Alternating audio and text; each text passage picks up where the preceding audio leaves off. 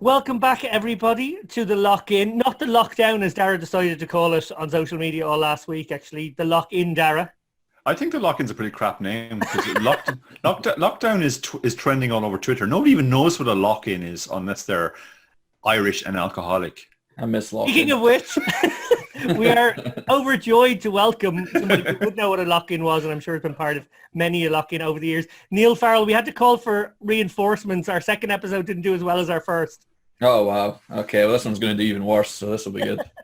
Yeah, I mean, we had a production meeting. We said, obviously, like, Chip Race normally gets 15 to 20,000. Last episode of Lock-in got 250. So oh, wow. Okay. The problem is I think people can see our faces, so we need somebody pretty. Yeah. Well, let's try and get that number under 200. Yeah, then we can just quit. We don't have to do it. Well, I want to dive straight into a couple of recent tweets from you, Neil.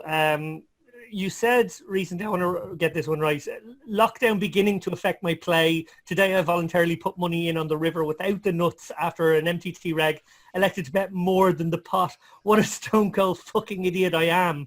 You said in your strategy segment on our show 2 episodes ago that most players under bluff, or maybe the vast majority of players under bluff.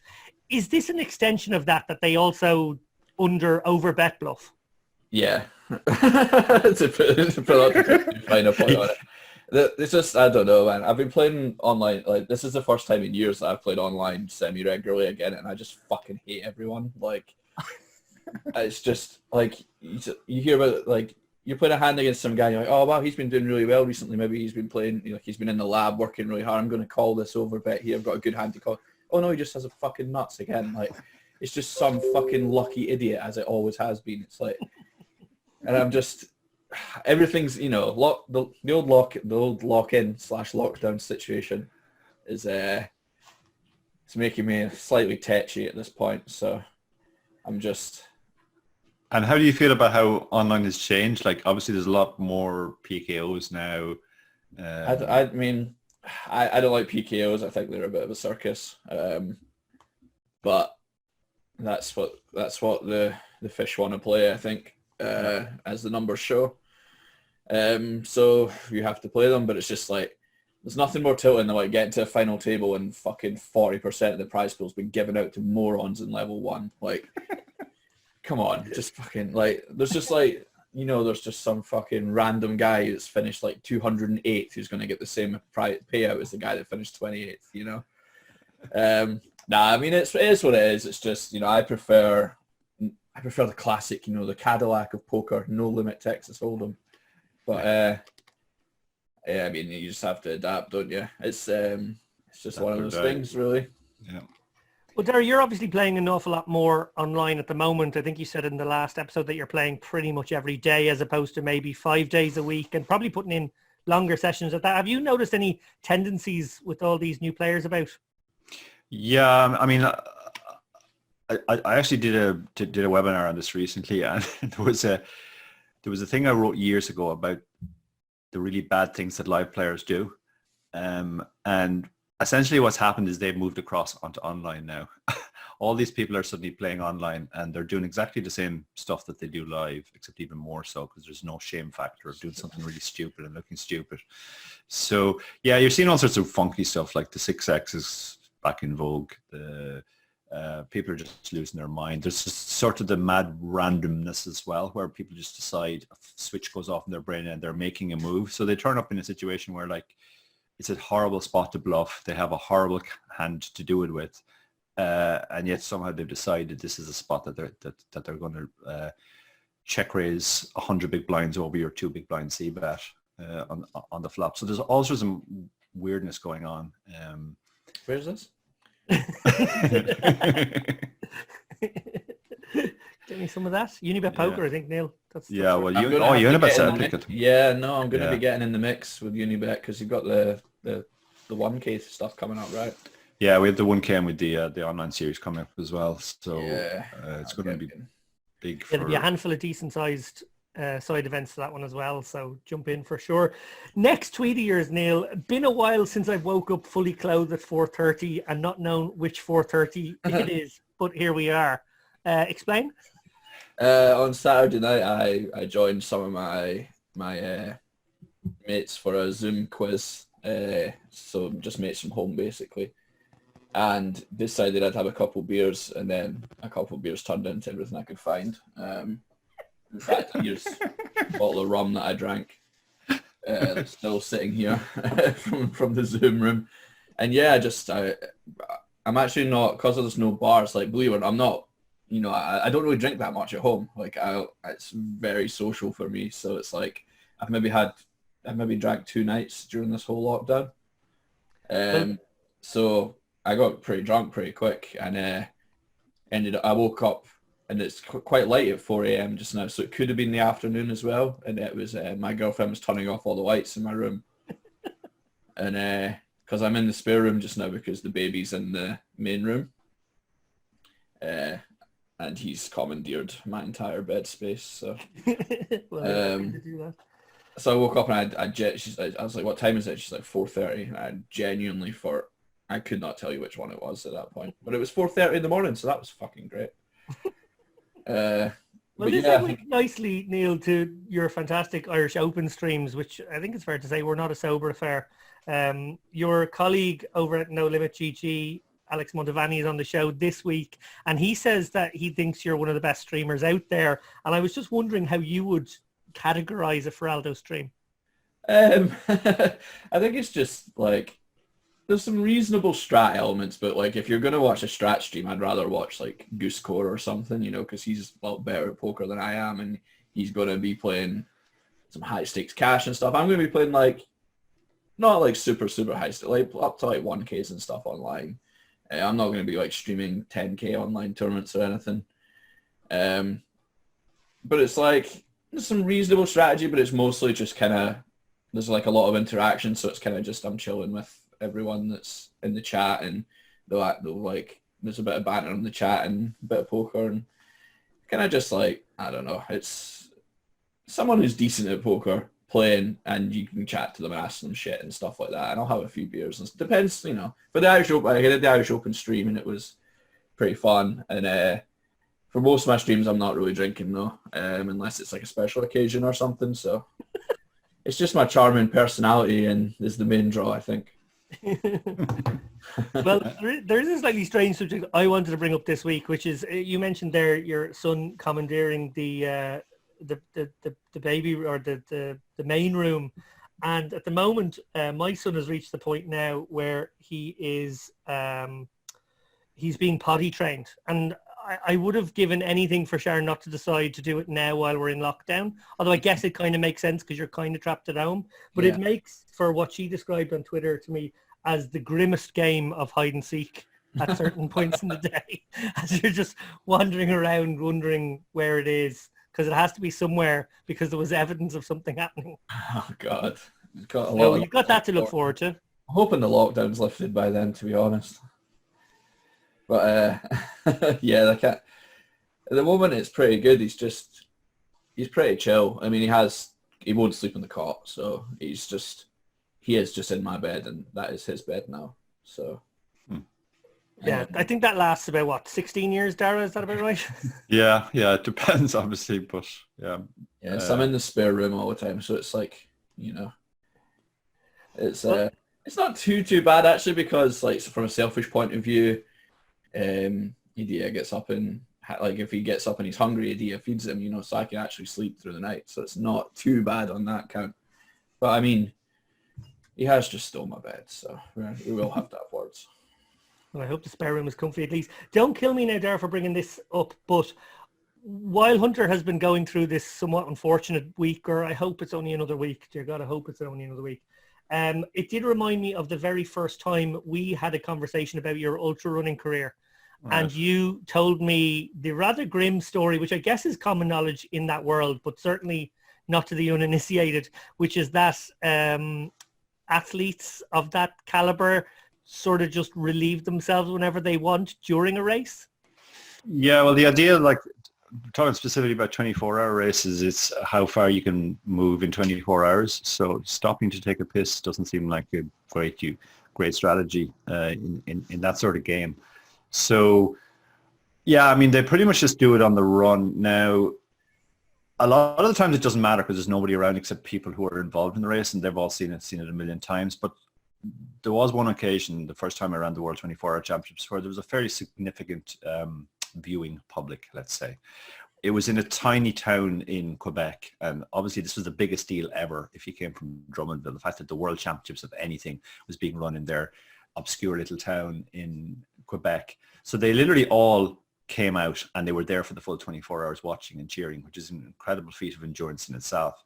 But it also meant that we had to sort of like readjust and think, okay, well, maybe I can't just like spray whenever I feel I need to go, which is quite often because you're drinking a lot of water. So the trick is to do it at the water stations, because people are running around, they're taking some water, they're drinking it, and then they're splashing it. So there's lots of liquid around anyway. Nobody noticed a little bit of extra liquid trickling down your leg. So after a few laps, I noticed that literally everybody was doing that. So actually the water station had also turned into the smelliest portion of the lap. But yeah, it was it's pretty grim. And obviously Paula Radcliffe made headlines years ago in London for proving that when you gotta go, you gotta go. Yeah, and again, the general running public were just like, yeah, whatever. Why does everyone make a big deal about it? Yeah, there was such the world horrified. Yeah, there was such a discrepancy between like normal people and athletes. Every athlete I knew went like, yeah, I mean, obviously this is what we do. Like sometimes you're out in a jog and you just pull into the bushes and there you go. Poor girl had no bushes to go into, so like, what are you going to do? But everybody else is absolutely horrified.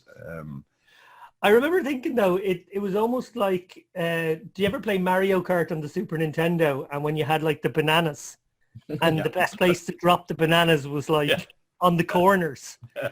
And then I was thinking, like, do people get strategic? Like, if you're getting down to the last few laps and maybe it's a bit close, do people start like trying to create things for each other to dodge? Piss all over the water bottles so no one can use them.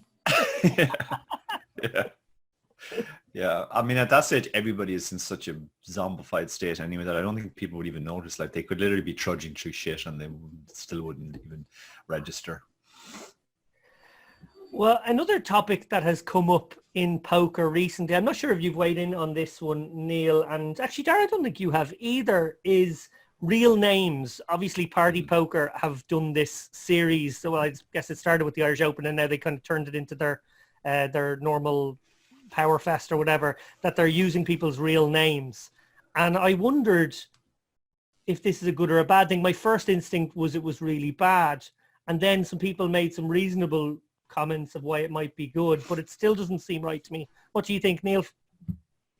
I like it for the stuff that's like that was going to be live anyway, and online. I think I kind of agree that for everything it's probably not great. It's kind of contradictory as well from Party a little bit, that it's like they went through this whole thing about removing HUDs and changing everyone's names so you could have anonymity and you couldn't and you couldn't just like target the fish or whatever, which is meant to bring like pros win rates down so that the fish don't go as broke as quick or whatever. And now you make it real names. I can just look someone up on Facebook.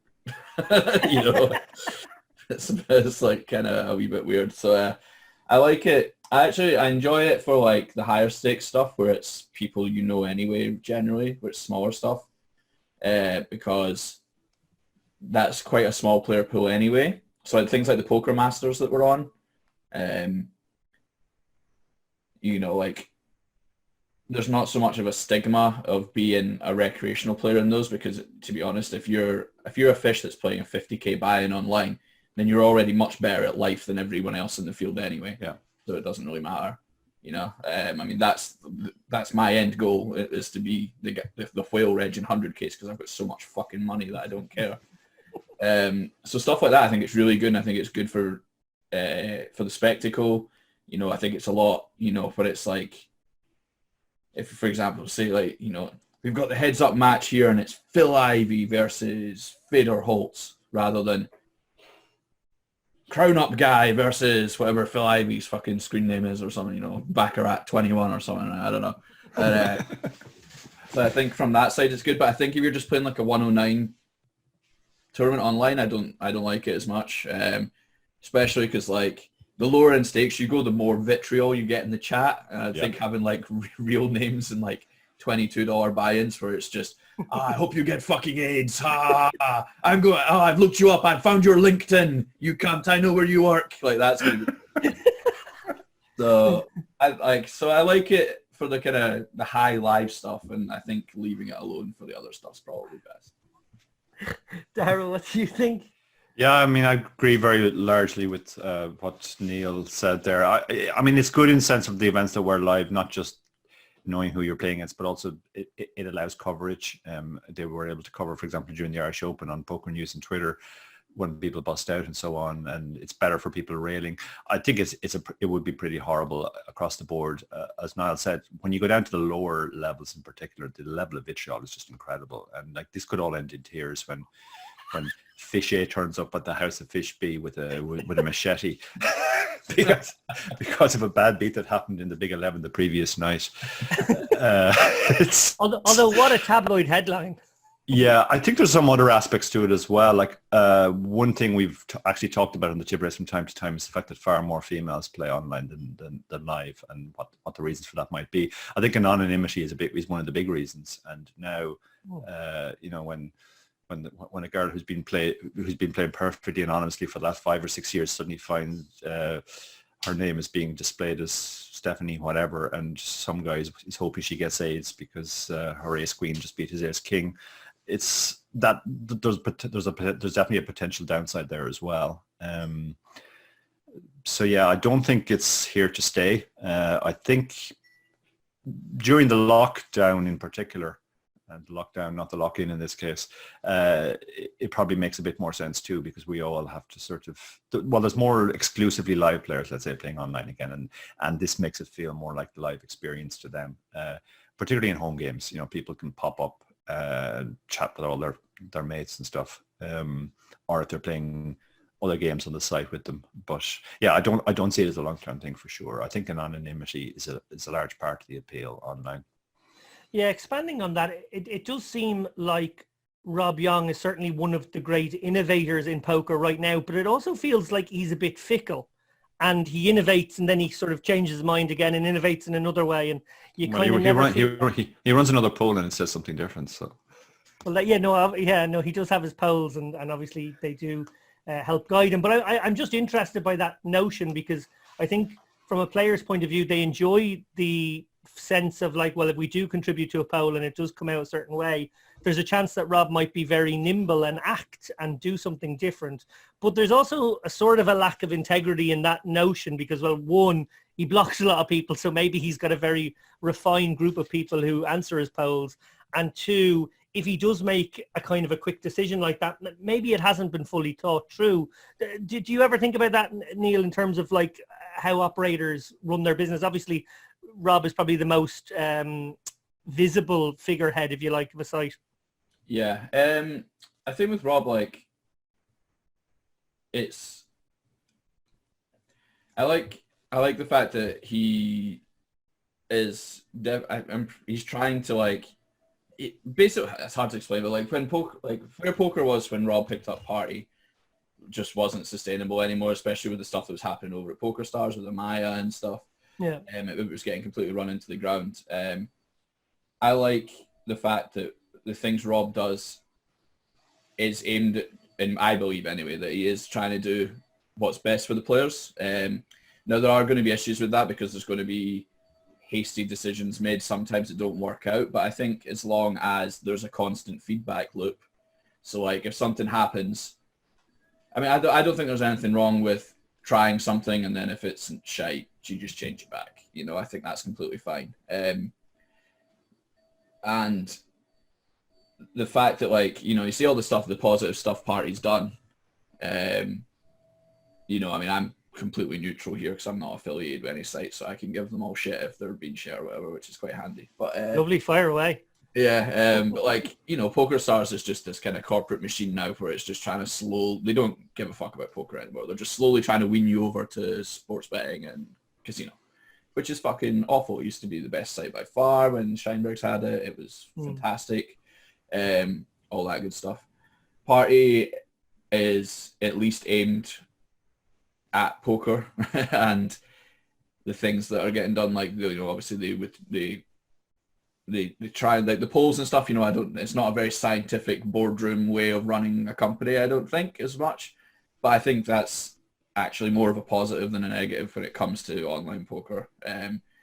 As long as, things such as like the integrity of the site and everything are done by the book and everything, I think stuff like the policies, like the schedules and stuff like that, being fluent and nimble, as you say, like being able to change, I think it's actually a lot more of a positive thing than a negative thing. So I'm actually quite a big fan of that in general. There are going to be problems with it, as before, where it's like, where it's, you might think something's a good idea, and then, for example, the RealNames thing, and then to say, oh shit, it's actually not that good an idea. And there will be a bit of criticism for changing it so quickly, but it's better that it gets quick. If it's a shite idea, it's better that it gets changed quickly, Mm-hmm. And I think it's better that you try it, because I think it's been quite a big success at the higher stuff. So it's like, it is kind of more art than science, I think, party. But I don't think that's necessarily a bad thing in this industry. But I play poker. I don't run a poker site, so it's tough for me to say. But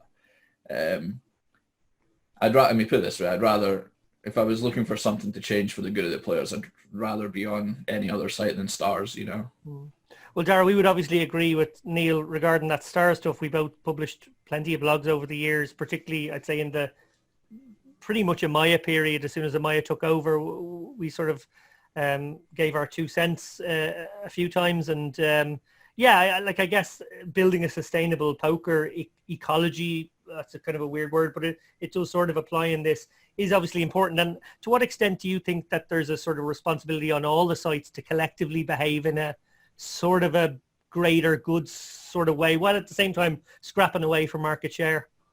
I think there's a large responsibility, and I actually I did a podcast last week with a young guy, a Lithuanian guy who lives here in Ireland called Mantas, and we talked about sort of where the poker industry has gone wrong in many respects. And one of the examples I pulled up was that the way that it's dealt when sites have gone under, like in other industries, when a site or a major operator goes under, the other sites immediately get together to make sure that everybody gets paid out. That happens in sports betting, for example.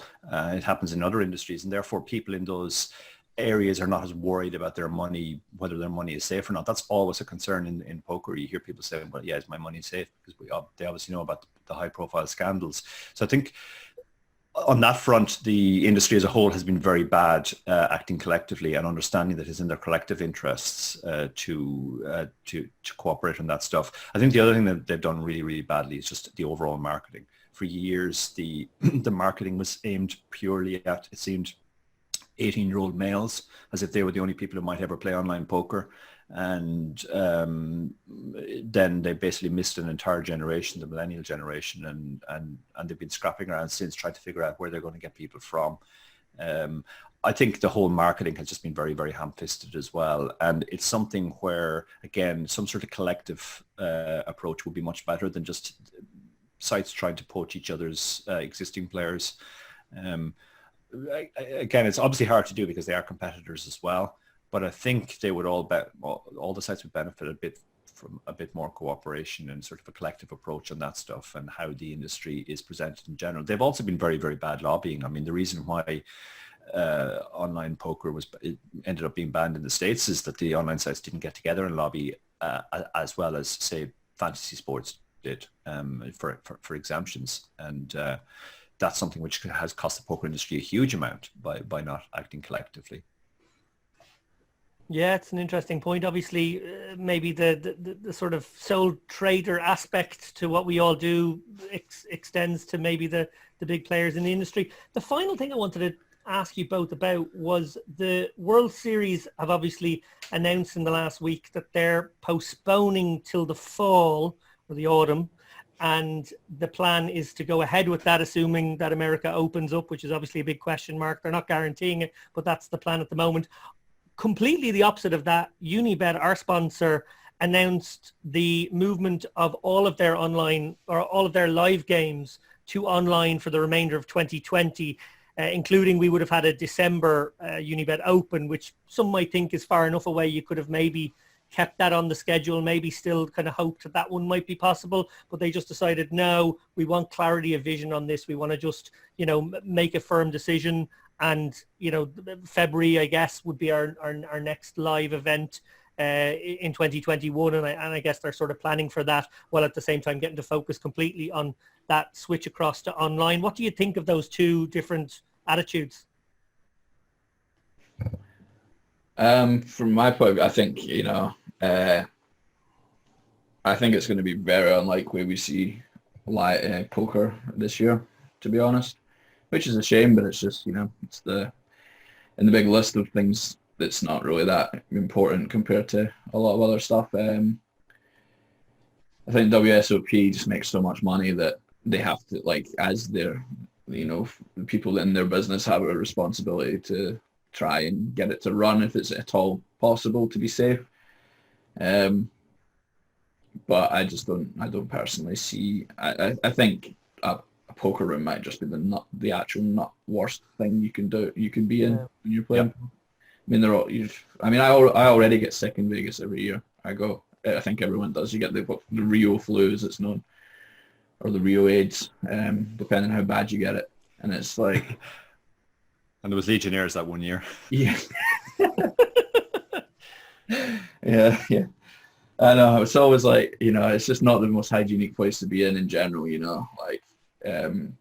so I just can't imagine until there's a vaccine. I can't imagine there'll be a way to do it. But Vegas and then makes so much money. I'm sure if they can figure a way out to do it, they'll do it. But well, to sort of expand the question slightly, then obviously, and I know already Dara is in agreement with the idea of not playing for 2020 and would fully endorse what you just said, Niall. So to make it a bit more interesting, what do you think of the approach to sort of state your case like that up front and say 2020? A lot of sites I felt are going to inevitably make the same decision, but they're going to do it piecemeal every 3 months. And in my mind, it was like, well, the advantage of that is you're kind of like keeping some hope there for maybe your players who want to qualify for live things through the online site. Maybe just keep the optimism for having something to look forward to.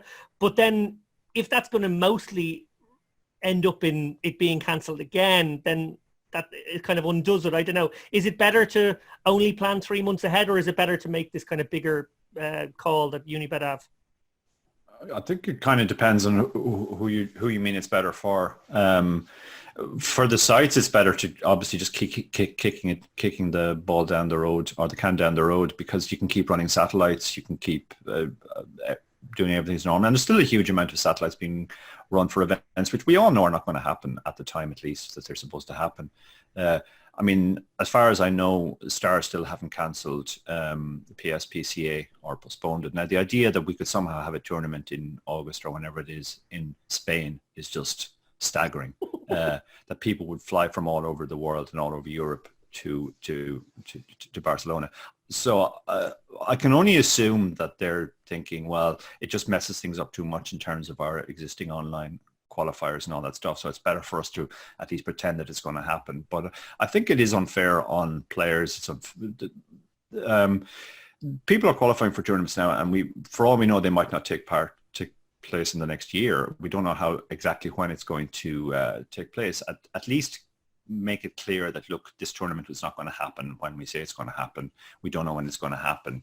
WSOP until very recently was running satellites to events and claiming that they were going to go ahead in a month or two, which was obviously never ever going to happen. So the whole thing has just been, I mean, I don't know whether it's sort of a collective denial, or obviously it's human impulse to sort of go into denial at the start, but I'm certainly very happy that Unibet have worked through that very quickly and said, look, the best thing we can do is tell all our players these are not happening this year. The idea of live poker happening in 2020, for me, it's just a nonsense. Yeah. As Niall said, by far the worst possible atmosphere. It's not just the fact that you're piling people into close proximity, forcing them to sit next to each other, but you're also forcing them to pass cards and chips to each other on a very, very regular basis. It's difficult to imagine. I honestly can't think of anything worse in terms of infecting other people than a live poker event. Yeah, totally agree. Even an orgy seems like it might be a bit happier. I actually spoke to Joe Ingram this morning and was asking him about, obviously he's in Vegas, and what did he think? And I voiced my opinion to him that I thought WSOP 2021 was a sweat, and he was in complete agreement. He thinks it's mad as well. Yeah. And obviously he's one of the more vocal people over there, admittedly with that slightly crazy and worryingly crazy mayor who happily open everybody up and make them guinea pigs for the rest of the country. Yeah. It's scary. Yeah. Well, I mean, if she does it, I'm excited to be the winner of the World Series maiden this year with 28 runners. That on the old TV. Yeah. Yeah. I mean, that's the other thing. Like, even if they did start live poker up again, there's so many travel restrictions in place. I mean, and then lots of people there's no way I'm going to the WSOP this year. I don't care when they have it or how safe they say it is. I'm not going. And until we have a vaccine, this is going to keep coming back. And we're not even sure what the effectiveness of the vaccine will be if or when it does arrive. So, I mean, this could change live poker forever, not just for this period, I think. Well, on that unified note, I think we will draw to a close this third episode. Before we go, last week I had our backdrop, which was our new logo thing that was making my head look funny. So I got rid of it this week and just went back to the good old dirty bedroom background.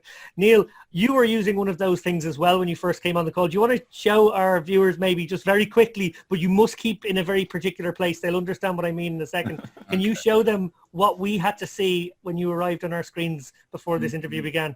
Yes, I think I've just clicked something and it's made Zoom disappear though. Hang on. Okay. We can still see you anyway if that's any consolation.